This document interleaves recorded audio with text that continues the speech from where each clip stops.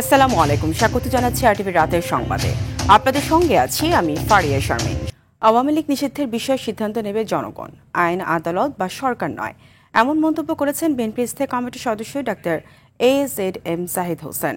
আর দেশের সার্বিক পরিস্থিতিতে সরকার ক্ষমতায় থাকার বৈধতা হারিয়েছে বলে মন্তব্য করেছেন দলের সিনিয়র যুগ্ম মহাসচিব রুহুল কবির রিজভী। তিনি মনে করেন জামায়াত সরকারের ছায়া সরকারে পরিণত হয়েছে। রুদ্র রফিকের রিপোর্ট। আন্তর্জাতিক প্রবীণ দিবস উপলক্ষে জাতীয় প্রেস ক্লাবে এই আলোচনা সভায় যোগ দিয়ে বিএনপির স্থায়ী কমিটির সদস্য ডাক্তার AZM জাহিদ হোসেন বলেন, ৭১ সহ দেশের রাজনৈতিক অতীত অস্বীকার করার কোনো সুযোগ নেই। সমাজের সকল মানুষ একই তাল লয়ে চলবে, সেটা সমান না। পরে গণমাধ্যম কর্মীদের প্রশ্নের জবাবে তিনি বলেন, আগামী দিনে দেশে আওয়ামী লীগের রাজনীতি থাকা না থাকার সিদ্ধান্ত নেবে জনগণ। যে নিষিদ্ধের বিষয়টা কাকে গ্রহণ করবে বা করবে না, এটা জনগণের বিষয়। এটা কোনো অবস্থাতেই আইন আদালত অথবা সরকারি সিদ্ধান্তে যে করার যে প্রক্রিয়া, এটার সাথে বিএনপি কিন্তু সবসময় দ্বিমত পোষণ করেছিল। বিএনপি বলেছিল জনগণ সিদ্ধান্ত নেবে কারা অন্যায় অত্যাচার করেছে। এদিকে পল্টন পূজা মণ্ডপে সনাতন ধর্মাবলম্বীদের সাথে শুভেচ্ছা বিনিময় করেন বিএনপির সিনিয়র যুগ্ম মহাসচিব রুহুল কবির রিজভী। এ সময় তিনি অভিযোগ করেন, পরিকল্পিতভাবে দেশকে অস্থিতিশীল করা হচ্ছে। আজকে পাহাড়ে অশান্তি কেন, সারা দেশকে ওই দিকে দৃষ্টি নিবদ্ধ করা হলো কেন এই উৎসবের মুহূর্তে? এটা পরিকল্পিত। পরে জিয়া উদ্যানের লেকে মাছ অবমুক্ত কর্মসূচিতে যোগ দিয়ে রুহুল কবির রিজভী বলেন, প্রধান উপদেষ্টার সাম্প্রতিক বক্তব্যে নির্বাচন নিয়ে আবারও অনিশ্চয়তা তৈরি হয়েছে। আইনকে বাস্তবায়ন করার দায়িত্ব তো সরকার। তার অর্থমন্ত্রী বলছেন চাঁদাবাজি বেড়েছে ৫ই আগস্টের পরে। তাহলে তো আপনাদের ক্ষমতায় থাকার বৈধতা তো আপনারা নিজেরাই নষ্ট করছে। কেউ বলছেন যে জামাতে ইসলাম নাকি এই বর্তমান সরকারের ছায়া সরকার, মন্ত্রণালয় প্রশাসন প্রতিটি ক্ষেত্রে এবং শিক্ষা প্রতিষ্ঠান তো দখল করে আছে। কেন এটা হবে? তারা ছায়া সরকার হয়েছে বলেই তো মানুষ মনে করে। অন্যদিকে রাজধানীর পান্থপথে দূষণমুক্ত নগরীর জন্য কার্যকর পরিকল্পনা গ্রহণের দাবিতে মানববন্ধন করেছেন বিএনপি নেতাকর্মীরা। এ সময় দলের আন্তর্জাতিক বিষয়ক সম্পাদক ব্যারিস্টার নাসির উদ্দিন আহমেদ অসীম বলেন, আগামী নির্বাচন সুষ্ঠু না হলে দেশের ভবিষ্যৎ অন্ধকারে ডুবে যাবে। এটা কিন্তু বাংলাদেশের গণতন্ত্রের জন্য একটা অশুভ সংকেত। রুদ্র রফিক, আরটিভি, ঢাকা। ফেব্রুয়ারিতে নির্বাচন না হওয়ার কোনো সুযোগ নেই বলে মন্তব্য করেছেন বিএনপি স্থায়ী কমিটির সদস্য আমির খসরু মাহমুদ চৌধুরী। টাঙ্গাইলের মির্জাপুরের কুমুদিনী হাসপাতাল সংলগ্ন দানবী রণদা প্রসাদ সাহার মন্দিরের পূজা মণ্ডপ পরিদর্শনের আগে সাংবাদিকদের তিনি এসব কথা বলেন। তিনি আরও বলেন, দেশের মানুষ আজ নির্বাচনের দিকে তাকিয়ে আছে। তারা নির্বাচিত একটি সংসদ সরকার দেখতে চায়, যারা জনগণের কাছে দায়বদ্ধ থাকবে, জবাবদিহি থাকবে এবং যাদের পেছনে জনগণের শক্তি থাকবে। বিভিন্নভাবে আজকে সবাই নির্বাচনের দিকে তাকিয়ে আছে। তারা একটা নির্বাচিত সংসদ, একটা সরকার দেখতে চায় যারা জনগণের কাছে দায়বদ্ধ থাকবে, জবাব দিয়ে থাকবে এবং যাদের পেছনে জনগণের শক্তি থাকবে। আওয়ামী লীগের কার্যক্রমের উপর দেয়া নিষেধাজ্ঞা দ্রুত প্রত্যাহার হওয়ার কোনো সম্ভাবনা নেই বলে জানিয়েছেন আইন উপদেষ্টা অধ্যাপক আসিফ নজরুল। দুপুরে বরিশালে পূজা মণ্ডপ পরিদর্শন শেষে সাংবাদিকদের তিনি এই তথ্য জানান। তিনি আরও বলেন, কোনো দলের কার্যক্রম নিষিদ্ধ করা হলে তা স্থায়িত্ব নিয়ে প্রশ্ন থাকে, কিন্তু বর্তমানে আওয়ামী লীগের কার্যক্রমের উপর দেয়া নিষেধাজ্ঞা উঠিয়ে নেওয়া হবে এমন কোনো সম্ভাবনা নেই। উপদেষ্টা বলেন, পাহাড়কে যারা অশান্ত করবে তাদের বিরুদ্ধে ব্যবস্থা নেবে সরকার।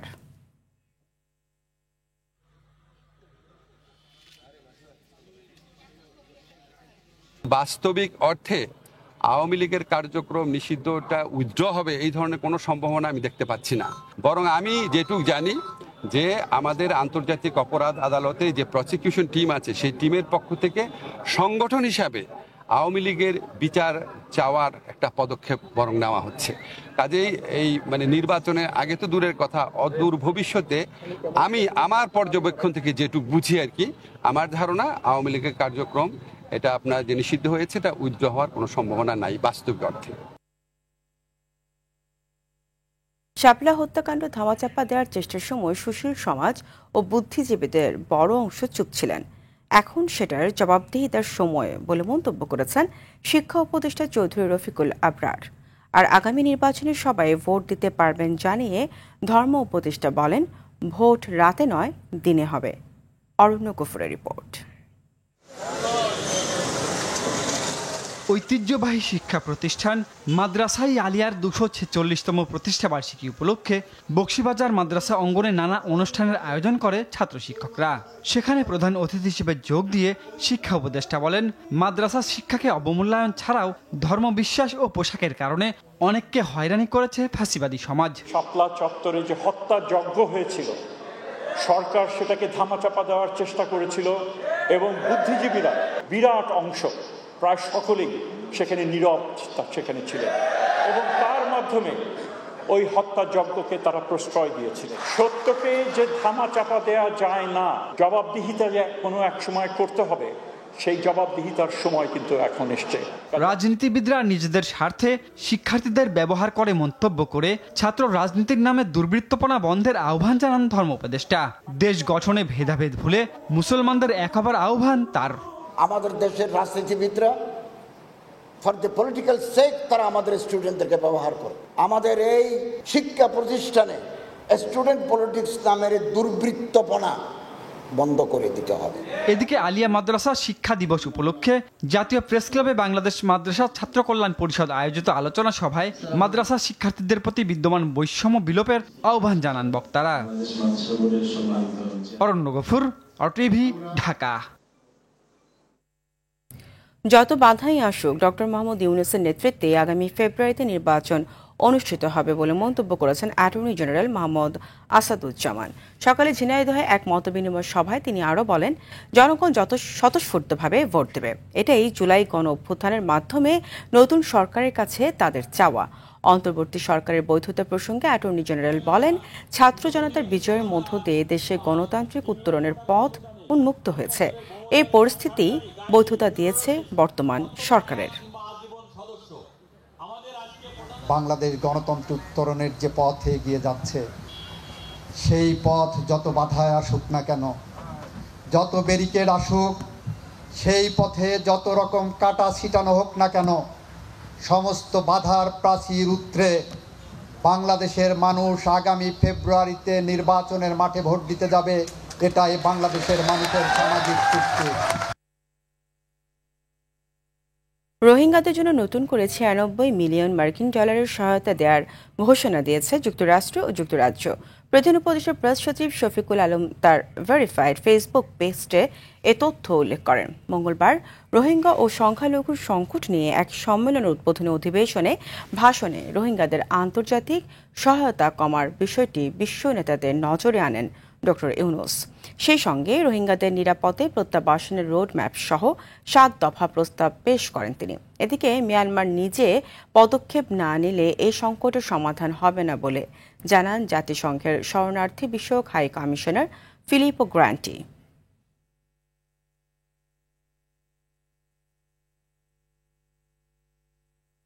জাতিসংঘের 80তম সাধারণ পরিষদ অধিবেশনে অংশগ্রহণ শেষে যুক্তরাষ্ট্র থেকে দেশে ফিরছেন প্রধান উপদেষ্টা ডক্টর মোহাম্মদ ইউনূস। মঙ্গলবার স্থানীয় সময় রাত 11:10 নিউ ইয়র্কের জন এফ কেনেডি বিমানবন্দর থেকে সফর সঙ্গীদের নিয়ে ঢাকার উদ্দেশ্যে রওনা দেন তিনি। জাতিসংঘে নিযুক্ত বাংলাদেশের স্থায়ী প্রতিনিধি সালাউদ্দিন নোমান চৌধুরী এবং যুক্তরাষ্ট্রে বাংলাদেশের রাষ্ট্রদূত তারেক মোহাম্মদ আরিফুল ইসলাম বিমানবন্দরে তাদের বিদায় জানান।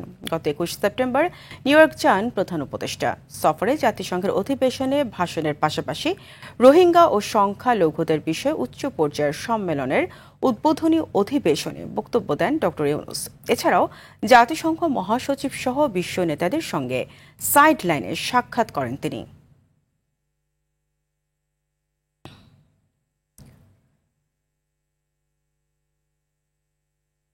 5 অক্টোবর পর্যন্ত সড়ক অবরোধ কর্মসূচি স্থগিত করায় স্বস্তি ফিরেছে খাগড়াছড়ির জনজীবনে। সকাল থেকেই স্বাভাবিক অভ্যন্তরীণ ও দূরপাল্লার যান চলাচল।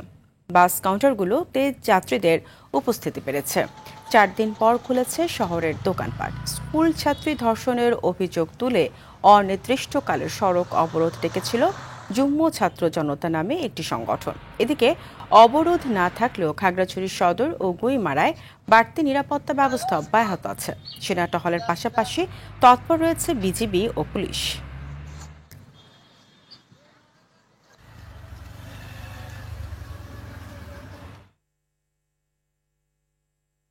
ভারত বাংলাদেশের পাহাড়ি সন্ত্রাসীদের অর্থ এবং অস্ত্র সরবরাহ করছে বলে অভিযোগ করেছেন গণ অধিকার পরিষদের সাধারণ সম্পাদক রাশেদ খান। বিকেলে ঝিনাইদহের বিভিন্ন পূজা মণ্ডপ পরিদর্শন শেষে সাংবাদিকদের সঙ্গে তিনি কথা বলেন। এক ধরনের অশান্তি সৃষ্টি করা হয়েছে, বিভিন্ন গোষ্ঠীর মধ্যে সংঘর্ষ, এটা তো কাঙ্ক্ষিত না, এটা অনাকাঙ্ক্ষিত। এবং আমরা মনে করি যে সেখানে বিভিন্ন সন্ত্রাসী গোষ্ঠী তাদেরকে অর্থ এবং অস্ত্র দিয়ে সহযোগিতা করছে ভারত চায় বাংলাদেশ যাতে কোনোভাবেই মাথা উঁচু করে দাঁড়াতে না পারে। ভারত চায় বাংলাদেশ তাদের করদ রাজ্য হিসেবে আমরা মেনে নিই, মানে ভারত যে আমাদেরকে তাদের করদ রাজ্য বানাতে চায় আমরা মেনে নিই। দেবী আরাধনায় রাজধানীর মণ্ডপে মণ্ডপে চলছে মহানবমীর আনুষ্ঠানিকতা। আনন্দের মাঝেও ভক্তদের মনে বাজছে বিষাদের সুর। কাল কৈলাসে ফিরে যাবেন দেবী দুর্গা। তবে সবার প্রত্যাশা অশুভ শক্তির বিনাশ করে শান্তি প্রতিষ্ঠা করেই দেবালোকে ফিরবেন দুর্গতি নাশিনী দুর্গা। এদিকে পূজা মণ্ডপ পরিদর্শন করেন বিজেপির মহাপরিচালক। সাদিয়া কানিজের রিপোর্ট। প্রথম প্রহরে দর্পণে দেবী দুর্গার মহাস্নানের পর কল্পারম্ভ আর ষোড়শ উপাচারে বিহিত পূজার মধ্য দিয়ে শুরু হয় নবমীর সকাল। অষ্টমী ও নবমী তিথির সন্ধিক্ষণে করা হয় সন্ধি পূজা। শাস্ত্রমতে মহানবমী হল অসুরিক শক্তিবধের বিজয়ের দিন, তাই মহানবরাত্রিতে দেবী দুর্গার বন্দনা ভক্তদের কাছে তাৎপর্যপূর্ণ। আমাদের মর্ত্যবাসীর জন্য, সকলের জন্য একটা পূর্ণ মুক্তি এবং চতুর্বর্গের লাভ, দেশের যাতে কোনো অশান্তি না আসে, আমাদের দেশের রাজনীতিতে, অর্থনীতিতে, সমাজনীতিতে কোথাও কেন যেন মানুষের ভ্রাতৃত্ববোধ সকলেই মিলে মিশে এখানে শান্তিতে থাকতে পারেন, এভাবে আমাদের একটি প্রার্থনা। শেষ বেলায় দেবীর মন জয় করতে মণ্ডপে মণ্ডপে ছোটেন ভক্তরা। দশভুজার চরণে পুষ্পাঞ্জলি দিয়ে সবার মঙ্গল কামনা করেন তারা। দুষ্টের দমন এবং সৃষ্টির পালনের জন্য মা যেন এবার আমাদের সর্বোচ্চ মঙ্গল করে যায়। দেশের জন্য মঙ্গল হয়, দেশ থেকে সকল দুর্নীতি, সকল জড়াবেদি সব মঙ্গল হয় মানুষের। আমাদের সমাজে যত দানব অসুররা রয়েছে তাদের থেকে আমাদের মুক্ত রাখবেন। আমরা সবাই শান্তিপূর্ণভাবে পূজা উদযাপন করছি। 13টি জেলায় কিছু ঘটনা ঘটেছে, সেই ব্যাপারে আমরা আইনশৃঙ্খলা বাহিনীর কাছে প্রত্যাশা করি এইসব দুষ্কৃতিকারীদের যেন কঠোর ব্যবস্থা নেওয়া হয়। বিজয়া দশমীতে বিদায় নেবেন দেবী দুর্গা, ভক্তদের ছেড়ে ফিরবেন কৈলাসে। তাই নবমীর আনন্দের মাঝেও ভক্ত মনে বিষাদের সুর। আনন্দও লাগতেছে, সাথে খারাপও লাগতেছে, কালকে মাকে বিদায় দিব। মনটা একটু খারাপ থাকে, তারপরে বলবো মা সামনে দিনে আবার আসবে। মায়ের যাওয়ার সময় এসেছে, তাই মনটা একটু খারাপ। শুভ কিছু নিয়ে এসেছে এবং অশুভ যাচ্ছে, সবকিছু সে নিয়ে সাথে চলে যাবে।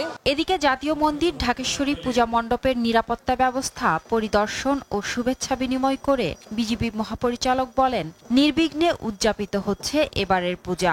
আগামীতেও এ ধারা বজায় থাকবে।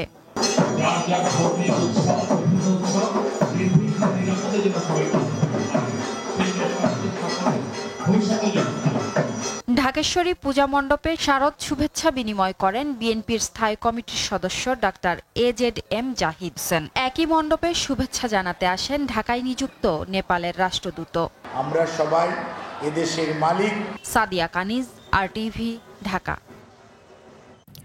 দেশের কয়েকজন সন্ত্রাসী পার্শ্ববর্তী দেশের সহযোগিতায় ধর্মীয় উৎসব ব্যাহত করতে চায় বলে মন্তব্য করেছেন স্বরাষ্ট্র উপদেষ্টা জাহাঙ্গীর আলম চৌধুরী। মুন্সিগঞ্জ সিরাজদি খানের বিভিন্ন পূজা মণ্ডপ পরিদর্শন শেষে সাংবাদিকদের তিনি এসব কথা বলেন। স্বরাষ্ট্র উপদেষ্টা বলেন, পাহাড়ের একটি ঘটনাকে কেন্দ্র করে পূজাকে অস্থিতিশীল করার জন্য একটি মহল চেষ্টা করেছিল, তবে তারা সফল হতে পারেনি। পূজা যাতে সুষ্ঠুভাবে সম্পন্ন করা না যায় সেই চেষ্টায় এইসব ঘটনার পেছনে বাহিরের ইন্ধন আছে বলেও মন্তব্য করেন তিনি।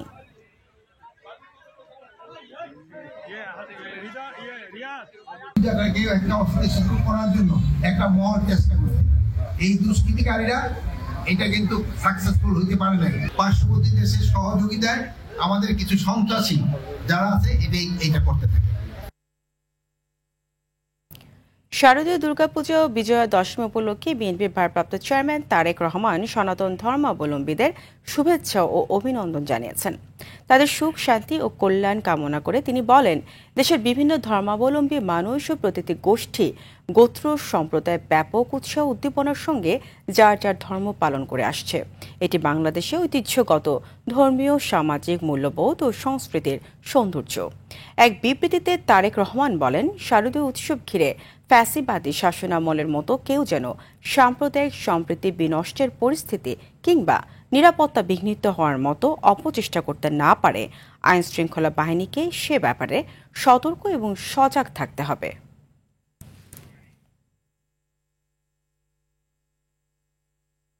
সারা দেশে ৩৩,০০০ পূজা মণ্ডপের মধ্যে ৪৯টি মণ্ডপে দুষ্কৃতিকারীরা বিচ্ছিন্নভাবে নাশকতার চেষ্টা করেছে।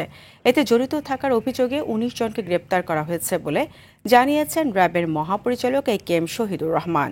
বিকেলে নারায়ণগঞ্জের রামকৃষ্ণ মিশনে দুর্গাপূজা পরিদর্শন শেষে সাংবাদিকদের সঙ্গে তিনি এই কথা জানান। তিনি আরও বলেন, প্রতিমা বিসর্জন পর্যন্ত আইনশৃঙ্খলা বাহিনীর কঠোর নজরদারিতে থাকবে পূজা মণ্ডপগুলো।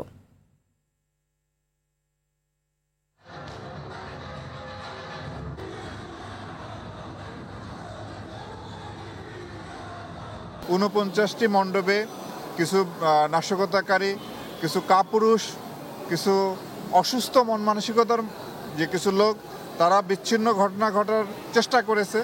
তা আমরা প্রতিটি ক্ষেত্রেই কঠোর আইনগত ব্যবস্থা নিয়েছি এবং এই পর্যন্ত ১৯ জনের বেশি এই নাশকতাকারীকে আমরা গ্রেপ্তার করতে সক্ষম হয়েছি। পূজা উপলক্ষে এখনও কোথাও কোনো অপ্রীতিকর ঘটনা ঘটেনি জানিয়ে ডিএমপি কমিশনার শেখ সাজ্জাদ আলী বলেছেন, কোনো দুর্ঘটনা ছাড়াই দেশে পূজা উদযাপিত হচ্ছে। বিকেলে রাজধানীর বনানীর পূজা মণ্ডপ পরিদর্শন শেষে সাংবাদিকদের এসব কথা জানান তিনি। ডিএমপি কমিশনার জানান, আগামীকালের বিসর্জনের ক্ষেত্রে সব ধরনের নিরাপত্তা ব্যবস্থা নেওয়া হয়েছে। সরকারের নির্দেশনা অনুযায়ী প্রত্যেকটি পূজা মণ্ডপে 2 জন করে কমিটির লোক থাকার নির্দেশনাও দেন তিনি।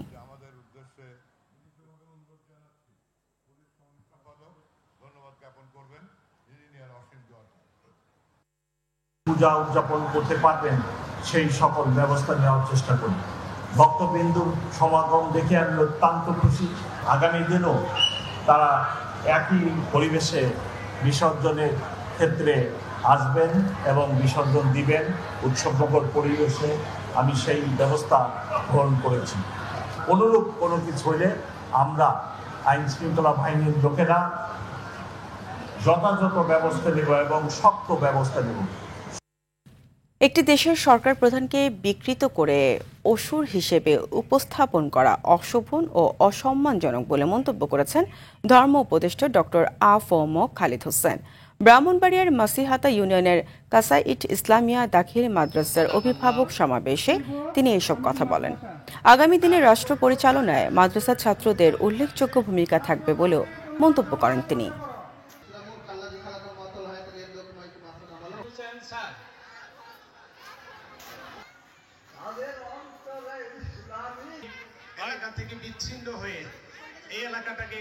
একটা দেশের সরকার প্রধানকে আরেকটা দেশে অসুর বানিয়ে উপস্থাপন করাটা অশোভন, অসম্মানজনক। আমরা এটাকে নিন্দা জানাই। আমরা মানুষের প্রতি সম্মান দেখাতে চাই। বিএনপি ক্ষমতায় গেলে বাংলাদেশের সাম্প্রদায়িকতার বীজ কেউ রোপণ করতে পারবেন না বলে মন্তব্য করেছেন বিএনপির vice chairman doctor Asaduzzaman Ripon. মুন্সিগঞ্জের লৌহজং উপজেলার সনাতন ধর্মাবলম্বীদের শারদীয় দুর্গা উৎসবে পূজা মণ্ডপ পরিদর্শনকালে তিনি এই মন্তব্য করেন। তিনি আরও বলেন, কোনো চক্র বিভিন্ন সময় উস্কানি দেয়, কখনো বিভেদের সৃষ্টি করতে চায়। এ ব্যাপারে সবাইকে সচেতন থাকতে হবে।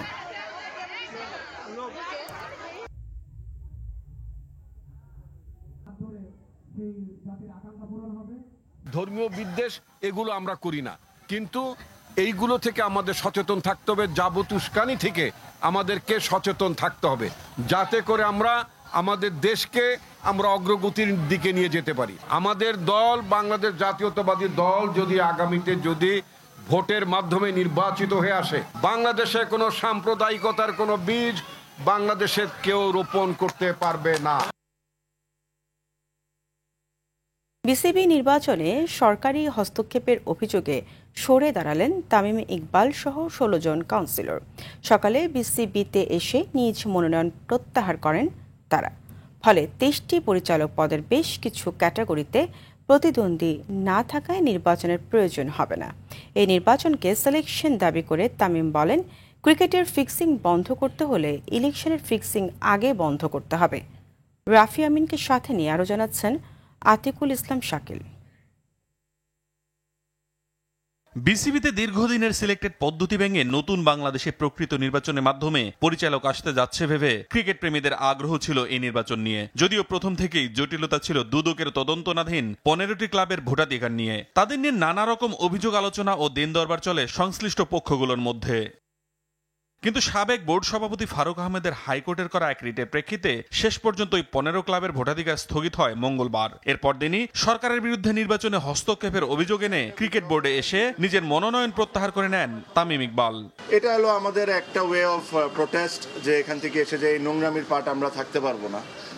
এখানে ধরেন বিভিন্ন ধরনের বিভিন্ন সময় অনেক ধরনের কথা বলা হয়েছে, but end of the day আমার কাছে মনে হয় যে এই নোংরামির সাথে আমরা কোনো দিক থেকে কোনোভাবে পার্ট রাখতে পারবো না। এই নির্বাচনকে ফিক্সিং অভিহিত করে তামিম বলেন, এভাবে ক্রিকেটের ফিক্সিংও দূর হবে না। এভাবে করে ইলেকশন করতে চান, করতে পারেন, জিততেও পারেন, বাট আজকে ক্রিকেট 100% হেরে গেছে। আপনারা বলেন বড় গলায় যে বাংলাদেশে ফিক্সিং বন্ধ করা লাগবে, আগে ইলেকশনের ফিক্সিং বন্ধ করেন। তামিম ছাড়াও একই অভিযোগে নির্বাচন থেকে সরে দাঁড়িয়েছেন আরো 15 জন কাউন্সিলর, যাদের মধ্যে আছেন ফাহিম সিনহা, মির্জা আব্বাসের সন্তান মির্জা রফিকুল আব্বাস ও আমির খুসরু মাহমুদ চৌধুরীর সন্তান ইসরাফিল খুসরু। যেটা হিয়ারিং হয়ে 15 ক্লাবকে আবার বৈধ ঘোষণা করা হলো, আবার কয়েকদিন আগে আমরা দেখলাম আবার তাদেরকে বাতিল করা হয়েছে। হ্যাঁ, সো এভাবে তো বেসিক্যালি আমি এখানে দেখছি একটা স্বেচ্ছাচারিতা দেখছি। প্রপার ইলেকশন হওয়ার চান্সেস খুবই কম আমার মনে হলো। এভাবে যদি হয় তাহলে আসলে আমার যে ভ্যালুটা সেখানে কমে যাচ্ছে। এই কারণে আমি চিন্তা করলাম যে আই শুড উইথড্র মাইসেলফ। তবে নির্বাচন কমিশন জানিয়েছে, তামিম সহ যে 16 জন নির্বাচন থেকে সরে দাঁড়িয়েছে তারা সকলেই ব্যক্তিগত কারণ দেখিয়ে মনোনয়ন প্রত্যাহার করেছেন। সংরক্ষিত আছে, আমরা সেইভাবে লিখিতভাবে। আতিকুল ইসলাম শাকিল, আরটিভি, ঢাকা। রাতের সংবাদ এই পর্যন্তই। মধ্যরাতের সংবাদ 1টায় দেখার আমন্ত্রণ রইল। ধন্যবাদ সবাই।